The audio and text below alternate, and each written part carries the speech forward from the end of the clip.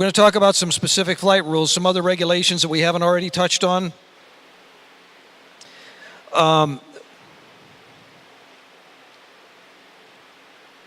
Start with a little pop quiz. Who knows the answer to this one? Can you carry a spare lithium battery on a drone? I got a thumbs up over here. I got a maybe here. I got a thumbs down here. 2 pilots, right? Are you guys both pilots? I know you are. Yeah. So the key word here is spare, right? So here's the deal. I got to turn this thing on. That's the deal. It works better when it's on. Come on. Okay, here's the deal. The answer is no. And the reason is because 2 things. A, it's a spare, but more importantly, and B, it's considered hazardous material. Right? It's lithium ion. It's hazardous material. The airlines look at it the same way. Did you know you can't check these batteries in the cargo hold of an airplane? You have to carry them on. And there's a limit to how many and what size batteries you can carry on. Okay, question 2. Can you fly when ground visibility is 4 statute miles? What did I tell you earlier, right? Greater than 3. There you go. Minimum visibility 3, 500 below a cloud, or 2,000 horizontally. Question 3. Can you fly at 30 knots, at 60 knots, indicated airspeed, with a tailwind of 30? I got a no, I got no's, got thumbs down. The answer is no. The answer is no. And the reason is because 30 plus 60 equals 90, which is more than 87, which is the maximum ground speed. Okay? Now, truthfully, there aren't a lot of drones out there that fly at 100 miles an hour, folks, except for the racing drones. If you're flying a cinematography rig, it's not going to fly 100 miles an hour. If you're flying an inspection rig, it ain't flying anywhere near these speeds because these rigs are designed for low speed and very stable flight, right? These rigs are not designed for speed, so that's not an issue. Question 4, can you fly at 600 AGL if the control station is at the base of a 200-foot tower? No. Do I hear a yes? I got a yes over here. Okay, so we got, all right, so the answer is yes. Here's why. Yes, 400 feet AGL is the limit unless you are flying directly above a structure and then it's 400 feet above that structure. So that's the one and only time that you can legally fly higher than 400 feet is if you are above and within a 400-foot radius of a structure that is higher than 400 feet, and then you can fly 400 feet higher than that structure. Why is that? Because no manned aircraft is going to get within 400 feet of that tall tower. Yes, sir. Depends on how high the tower is. Theoretically, remember the example I had on the Mount Wilson towers? That tower was 971 feet above the ground. What does that tell you? You could fly at 1371, right? If you're above the tip of the tower. Question 5, can you claim the right-of-way over a landing paraglider? No, you got the right-of-way over nothing. You got no rights when it comes to competing for the airspace. Last question, number 6. Can you operate above a crowd of people standing beneath a metal shelter in a city park?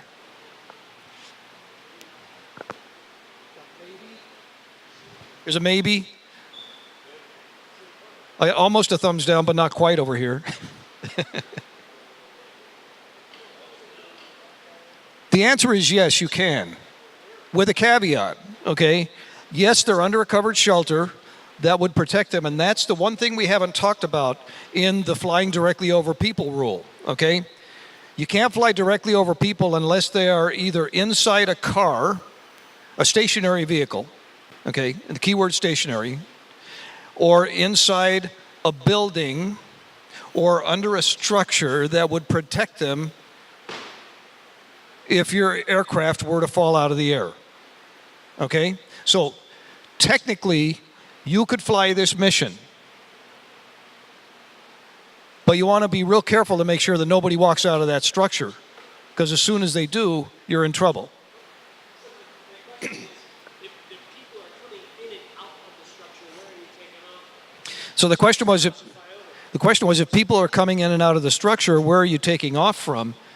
Well, my answer would be, first of all, if people are coming in and out of that structure, I'm not taking off from anywhere until I get control of that crowd and get everybody looking me face to face. And I don't care, if it's this room full of people, I'm going to say, look, everybody understands that I'm flying. This is a safety issue. I need you to please not leave this shelter. Everybody got that? Everybody nods their head. Okay, I'm taking off over here. Now I tell them what my plan is. I'm going to take off over here. I'm going to overfly the structure. My goal is to map the park. The drone is going to go on a lawnmower pattern like this at 200 feet altitude, and it's going to come back and it's going to land in the same place. It's going to take about 10 minutes, and I need everyone to please stay under the shelter for those 10 minutes. Got that? Thank you. Okay. Question was metal structure or easy up. I would say an easy up wouldn't protect them because it's a cloth structure, right? I mean, I don't, honestly, they don't specify metal in the regulations. It just says a structure that could protect them. So I guess an easy up in some cases could protect them. Okay. Make sense? Caveats, we got them.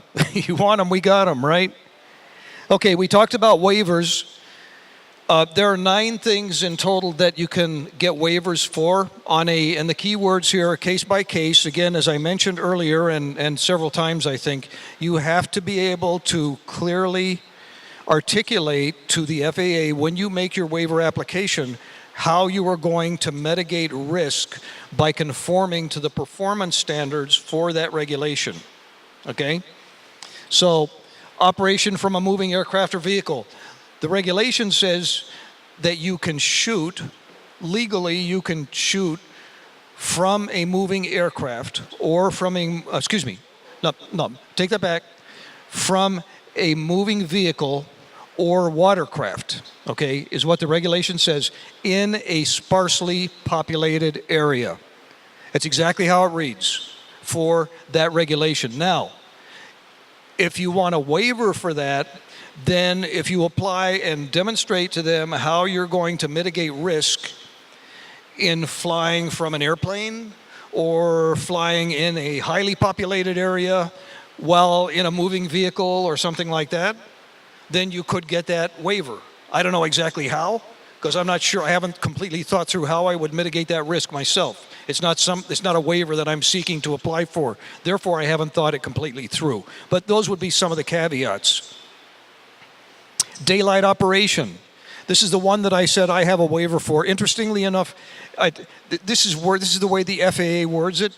If it were me and I had the opportunity to rewrite it, I would say nighttime operation, okay? Because really what they're doing is to say you can't fly at night. Right, that's what the regulation says. I have a waiver that allows me to fly at night because I applied online and I told them I'm going to do this and this and this in order to conform to the performance standards and mitigate risk associated with flying at night. Right, so that's what you have to do. Visual line of sight. There are a number of reasons, very good reasons, to want to be able to fly a drone beyond visual line of sight.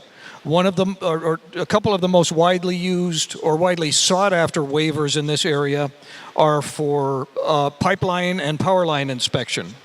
Because you can program a drone through certain mapping programs. You can set up a series of waypoints and just have it fly along this power line or pipeline and do an inspection, theoretically, until the battery runs out. And it could be well beyond line of sight. So the FAA is open to waiving that, again, if you can demonstrate how you can mitigate the risk and conform to the performance standards. One way you could do that would be what's called a handoff, which is legal, and you wouldn't even have to apply for a waiver in this situation. You could have, if this front table were a power line, and halfway through, at this point, I run out of visual line of sight. I put another pilot here, and we have radios, and we communicate, and I say, okay, the drone's yours now, and I hand it over to him, and he's got a separate set of controls that allows him to take over and fly the drone for the rest of the mission. That's a legal handoff, and that's okay under 107 regulations. But to fly it from here to there when it's beyond line of sight from this point, as an individual pilot, I can't do it. Yes, sir. The question was, how does it work with FPV? And you're thinking about racing where these guys use goggles. Well, that's really, it's illegal, but the way they get around it is they're using visual observers. They're using people who are not looking at the goggles, that are looking at the drone, okay? And they're doing it technically they're doing it on some kind of a closed racetrack. Visual observer, the FAA regulation says that you have to have a visual observer in certain circumstances, and this is just a way to get around that if you think you need to. Operation of multiple SUAS. Who's done that? Intel, right? Remember Super Bowl last year when Lady Gaga and they had this bunch of drones flying in the sky behind Lady Gaga at halftime? Did you see that? It was brilliant. Intel had 500 drones or something like that, making the American flag and the NFL logo and all this other stuff in the sky. That's more than one, and you can only fly one at a time. So they got a waiver for that. In fact, they got several waivers because they were also flying in Houston airport space. Yielding the right-of-way. I'm not sure why you'd want to do this, but they do say that if, for the right reasons, you want to not have to yield the right-of-way. I haven't looked at the detail behind this, honestly, so I'm not sure. I don't know why you'd want to do it. Operation over people. One company who has done that successfully is CNN. They have they call it CNN Air, and they've got a guy on staff who's director of that operation, and they've applied. I looked at the online approval, and what they got was they got approval to fly a tethered drone a maximum of 21 feet over people. So it's tethered, and it flies at a very low altitude. And that's, I think, just part of the way they were able to mitigate the risk. Yes, sir. Yeah, the statement was at football games they have them on a wire. That's true. But that doesn't have anything to do with the FAA. It's fixed on a wire, so it's not flying, right? And they've been doing that for years. I love that vantage point, by the way. Operating in certain airspace. We talked about airspace waivers ad nauseum, so nothing more to say there. Operating limitations. Things like over 55 pounds, over 400 feet. There's a whole slew of sub-regulations that go in this Category 9 that you can read on if you're interested. Okay? All right, where are we here? Oh, bottom line, not sure, ask them. You know, there's a Van Nuys FSDO over here. I referenced it earlier. It's not on the airport property, but very near the airport property. It stands for Field Service District Office.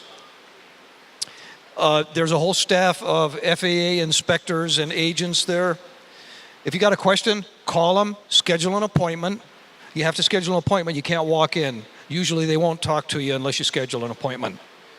But go ask them. There's nothing wrong with that. It can't hurt.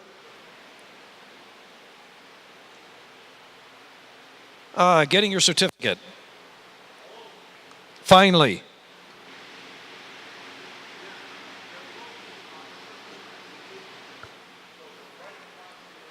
So the FSDO is on Sherman Way and Havenhurst. Thank you. Okay, so After all this, who wants to get their certificate? Yeah, really, I mean, come on. You guys want to be able to do this, right? Legally. Thank you very much. So that's what it looks like. It's got three major components to it. It's got a set of certification requirements, which are things like you have to be 16 years old and you got to speak English and things like that. And we'll talk about a few of them. It gives you certain operational privileges, meaning, yes, you can fly within these limits, and it gives you certain operational limitations. A little bit of history. Before Part 107, which became effective in August of last year, there was this thing called a Section 333 exemption. Is anybody familiar with that? No? Okay, I got one in March of last year. Compared to what you have to do now to get your Part 107 license, this was like getting squeezed through a knothole to get one of these exemptions. Am I right? So, yeah, it was a challenge. It's a litany of stuff that you had to write. And Section 333 was, prior to Part 107, the regulation that prohibited the commercial use of drones. And the key word, again, is commercial. Okay? So it said, it drew the line between hobbyist use and commercial use. And it said, as soon as you make $1 flying your drone, you're flying commercially, just like an airline pilot or UPS transport pilot. So that's what Section 333 was. It prohibited the use. So what you did before Part 107 was you applied for a waiver to 333. And I did that, and I have one of those waivers, okay? I wouldn't recommend that anybody bother with it now because Part 107 is a hell of a lot easier and it makes you a licensed pilot. With 333, I have to hire licensed pilots to fly for me, okay? So that's, oh yeah, and it's valid for 2 years, so mine is still valid. I think mine came effective in March of last year. Let's talk about what it takes to fly under 107. I said you have to be 16 years of old. You have to be a remote pilot with an SUAS rating. You have to read, speak, and write English. And you have to certify by checking a box on the application that you are physically and mentally fit. In other words, my blood pressure's okay and I'm not crazy, right?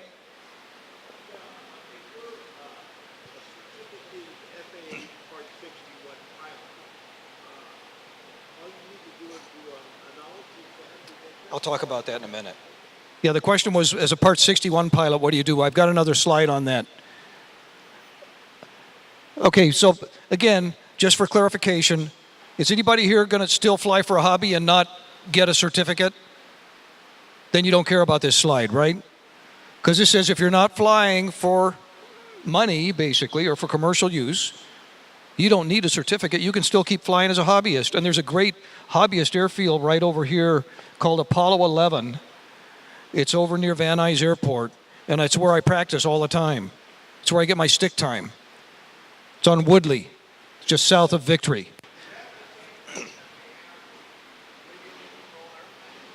Yeah, that's the RC field. Right. Okay, so now we got past that. Let's talk about commercial versus hobbyist use.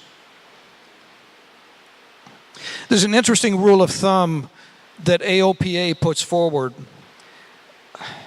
Honestly, I'm not here to bad rap or discredit them, but I'm not sure I like the way this slide is written. But I put it up because they wrote the slides and I agreed to present them, okay? The way that they say you should use this is if you're flying a drone for a certain purpose, and if I could take it away from you, you could still get that job done and paid for without the drone, then that's not commercial use.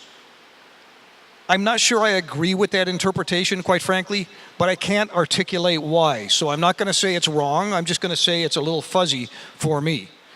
And again, believe me, I give AOPA a mountain of credit for putting this presentation together. I'm only the presenter. This is a great set of slides, and they spent weeks or months putting it together. So I don't mean to take issue with anything here. This to me is just a little bit fuzzy. Yes, sir. I'm sorry, I can't hear you.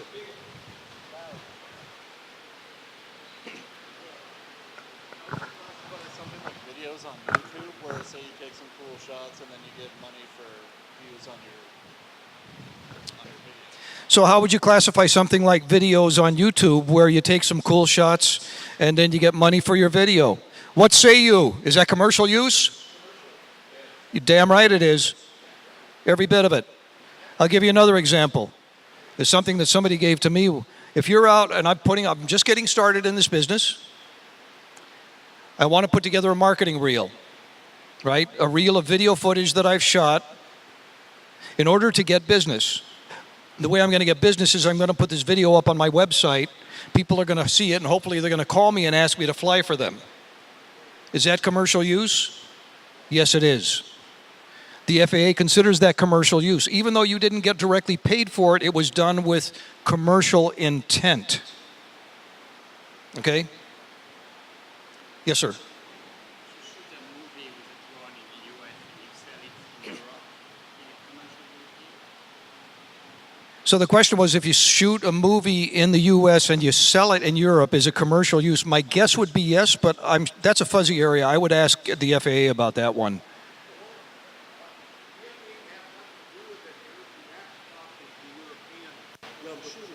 Well, you're shooting it here, so the FAA has everything to do with it. You're flying in FAA airspace, right? Okay.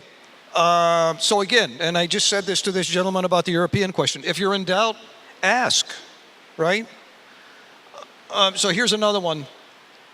Just got a Phantom at Fry's. I picked it up for, I was on sale for $750.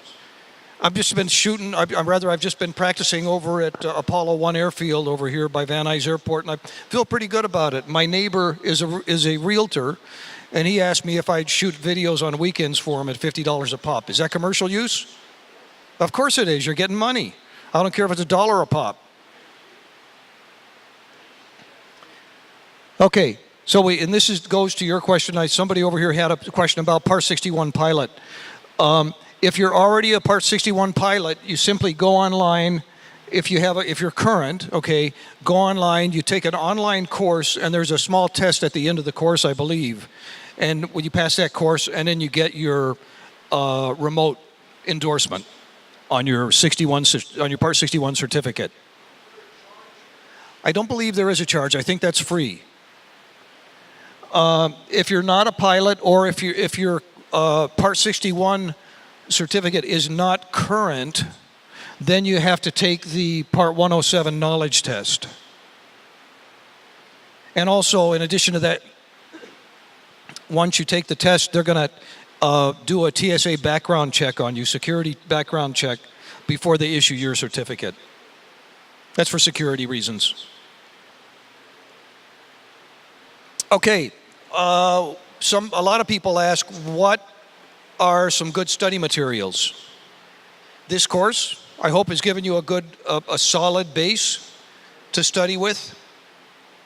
Also, there is a free FAA study guide.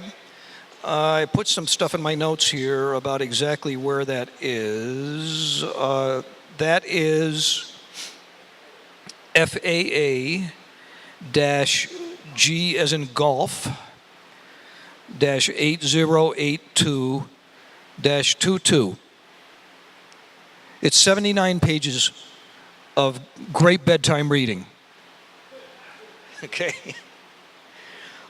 There's also the FAA Advisory Circular 107-2 for small unmanned aircraft systems. And if you Google AC space 107-2, you'll get a link to that. It's a PDF. It's 52 pages long. Also good bedtime reading. And then there's your resource guide, which you have here. Okay, all great sources. Even a better source than that is if you take a course with us, Rotor FX. And we're going to talk more about that at the end, but we do offer some training courses that will help you get really well-grounded in this. and help you get your knowledge exam passed. Yes, sir.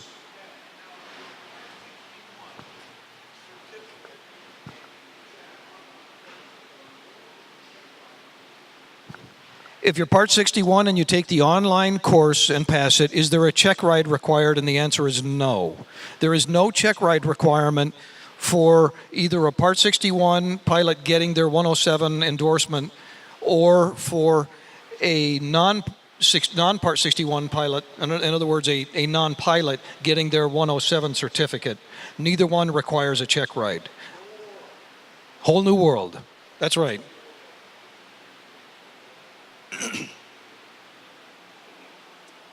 Okay, testing centers are all over the country. I can't remember the name of the testing center that I went to, but it was very like across the street from Van Nuys Airport.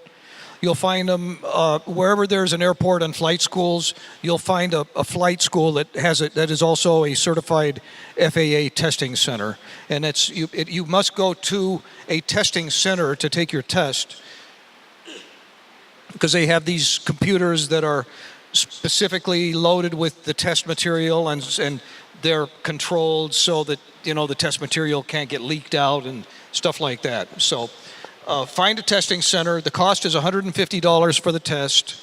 You have to answer 60 questions, 70% correct, which means you can miss 12 questions out of 60. Yes, sir.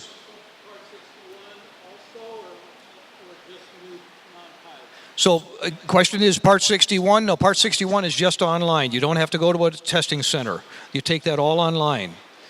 But if you're not a Part 61 pilot, then you need to go to a testing center physically and take the test. And they give you 2 hours to take the question. It's more than enough time, and it's actually not bad. I scored 90% on mine, which I'm not real proud of, actually. I wanted to do better, but 90% isn't bad.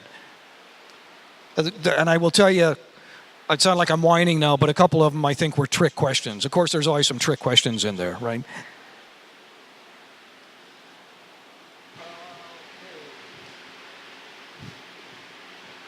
Okay, application. So this is only taking the knowledge test and passing it is only the first step. The next thing you have to do after that is you have to go online. You can do this by the mail, but my advice would be to go online. It's a lot faster and a lot less cumbersome. To the IACRA website, which is Integrated Airman Certification and Rating Application. That's a long acronym to say this is the central database that we use to approve, certify, and track pilot certificates. So you apply on this database. The first thing you have to do is register with IACRA. And then you fill out a form. You're going to need to give them your test number. You're going to need to give them your information about the knowledge center where you took the test. What's going to happen also is when you take the test at the knowledge center, they're going to take your personal information and they're going to enter it into their computer.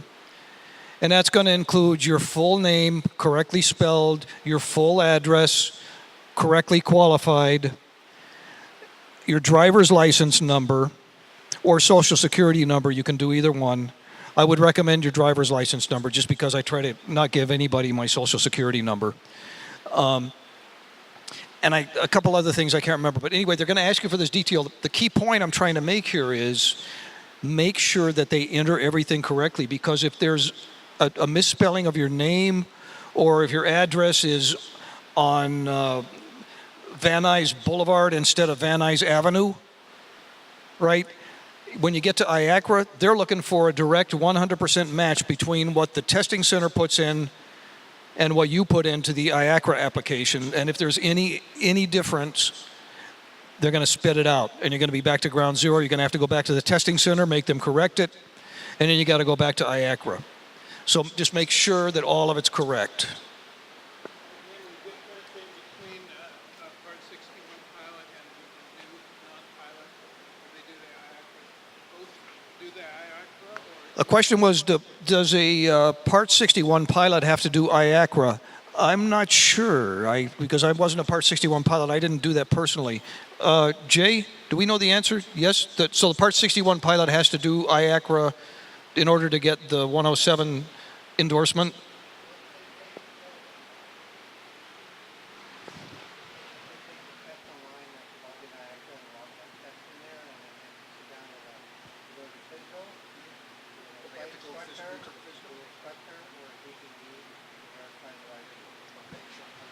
So the answer is, thank you, Jay, is once you've taken and passed the Part 61 test online, you have to take that along with your driver's license to a FSDO, and they verify your driver's license and your test results, and then you put it into IACRA.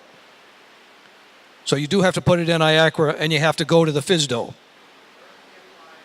First you apply to IACRA, and then you go to the FSDO, right?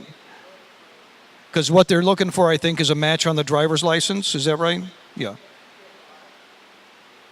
You have to go to a CFI, FSDO, or DPE. What is DPE? Designated Pilot Examiner. Okay?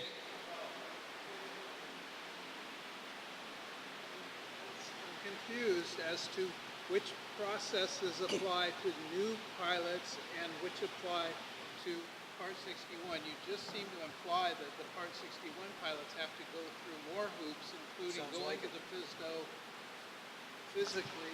Don't shoot the messenger. What's the message? That's what I'm asking. No, I know. And no, it's valid. But I think your point is right.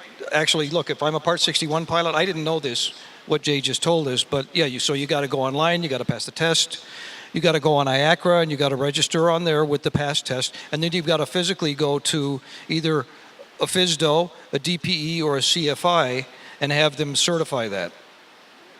Certified flight instructor. Yeah. I'm sorry. I think that what they do is they're matching your driver's license to all the rest of the paperwork. I think that's the key. Yeah. Okay. Sorry for all that confusion. I didn't write the regs.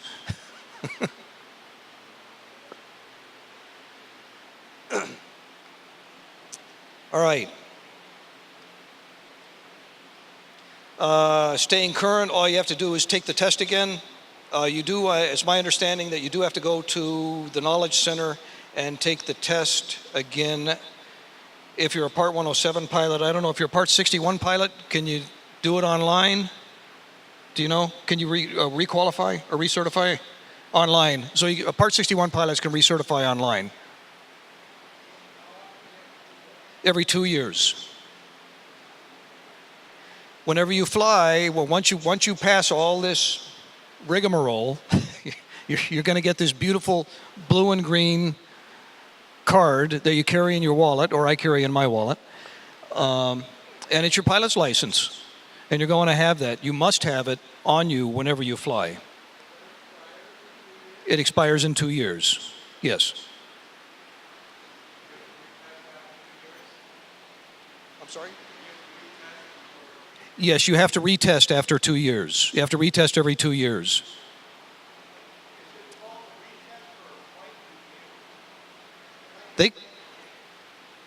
Flight review? It's like a flight review. It's an abbreviated test.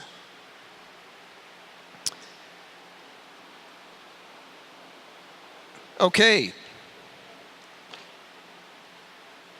What about the aircraft? It's got to be registered. You got to have a tail number. They call this an N number, right? You've all heard about an aircraft. All aircraft has a serial number, which is called the N number or the registration number. So you have to register your aircraft. You'll get a number, and you must put that number on your aircraft. So all of your aircraft that you're going to fly commercially must have, each one gets a separate N number. Yes, sir.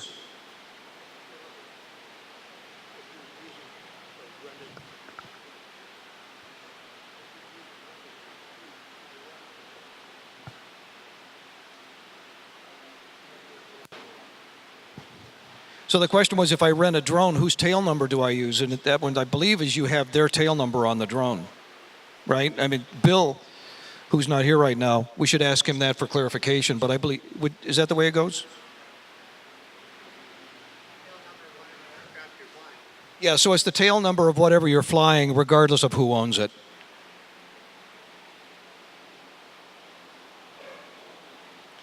Okay, don't like it? Wait, things are going to change, hopefully for the better. I think one of the big changes will be this LANS application that I talked about earlier, which is the online airspace waivers. So you can look forward to that. Guess what, folks? We're about ready to wrap it up here. We're only 7 minutes after 3. How about that? Yeah. So, questions? Yes, sir.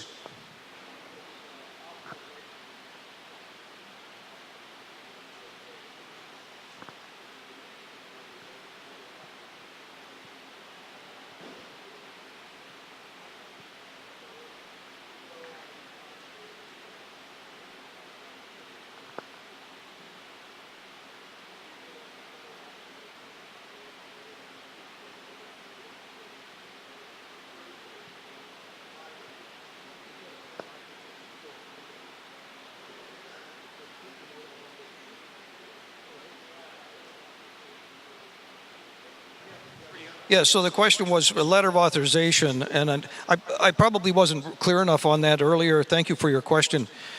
Airspace authorization, remember I said it's got to be for a specific date, time, and location. But your question will help me clarify that it doesn't have to be for only one date. It could be a window of time, because you could have a shoot that takes 3 or 4 days, right? So, or if you wanted to buffer it, you could say, I need this 5-day window is what I'm applying for, even though you may only be shooting on one day. But there's no reason you couldn't buffer it with other days. How big can the window be? I don't believe that there's a regulation on that. I mean, honestly, I've approved for airspace waivers that hopefully will get me a waiver for 2 or more years to shoot with certain restrictions in certain airspace. So I'm sure I don't think there's a limit on the size of that window. Other questions? No? Okay, so just a couple more credits here. I want to thank AOPA, Aircraft Owners and Pilots Association. We've got some flyers over here that are membership applications. I would highly recommend that you pick one of these up. They do have a drone pilot designation now in their membership program.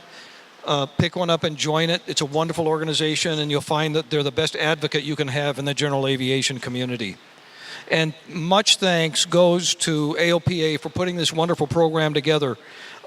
They put this whole program together, folks. I just presented it. So really, a round of thanks to AOPA, and also a round of thanks to Rotor FX, where you're sitting right now in this beautiful hangar, for sponsoring this wonderful program.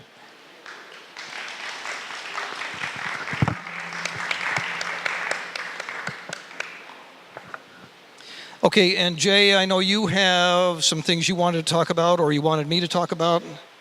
They're coming off the printer. This is real-time information, folks, as we speak. It's coming off the printer. How did we do? Did we do okay? Yeah? Did you get what you came for? All right. Good. I didn't tell you this morning. I've told a few of you kind of in face-to-face conversations, but this is the first time I've delivered this seminar. I want to thank you for your patience, and thank you for being here and sharing this with me. Appreciate it. Thank you.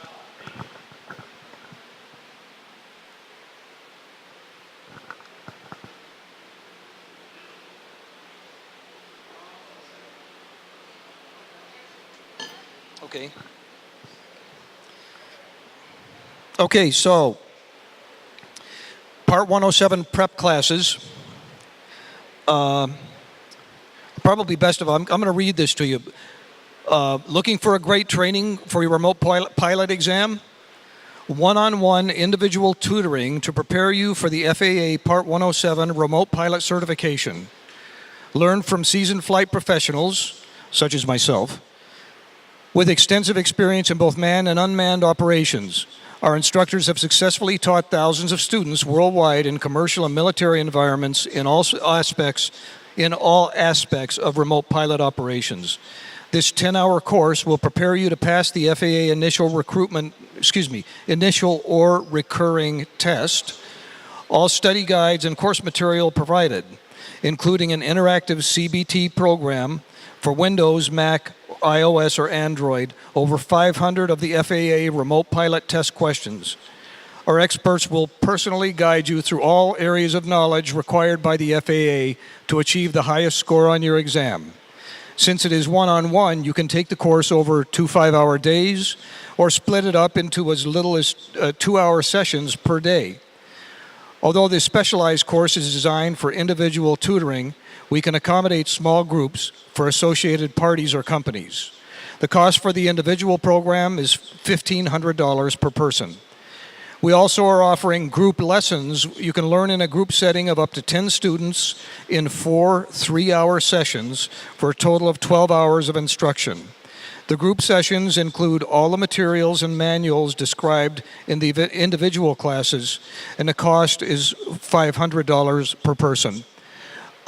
Jay, do you have that stack of material from the class? Let me show that to them. I just want you guys to see what you're getting out of this class. And, Jay just turned this thing over for me. Guess what? Special today only. If you sign up for the one-on-one training, it's $1,250. And if you'd like to sign up for the group training course, it's $399. And I'm going to show you here, look what Jay is bringing out.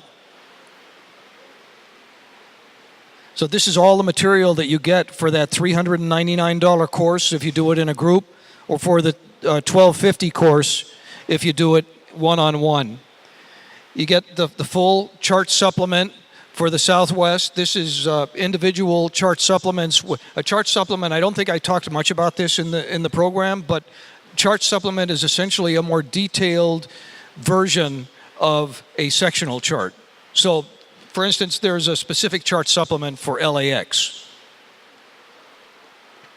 You get, this is called the FAR AIM. This is the full book of regulations, FAA regulations.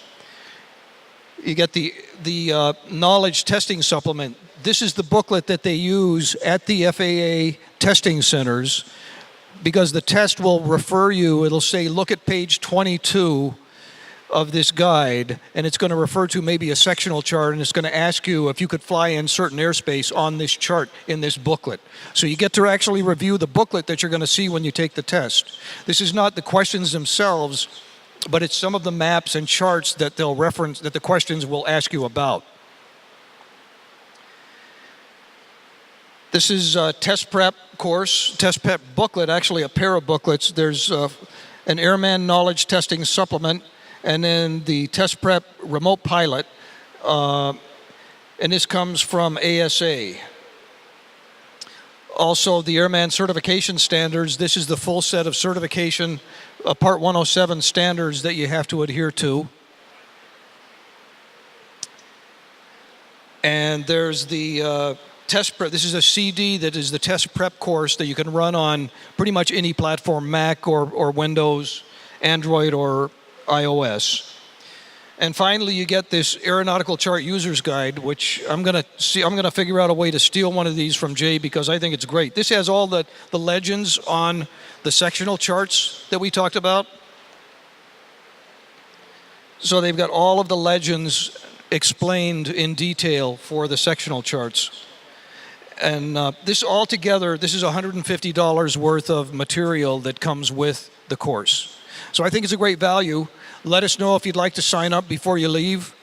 And you can save, again, $250 if you sign up for the individual training, or you can save $100 if you sign up for the group training. Thank you very much for coming.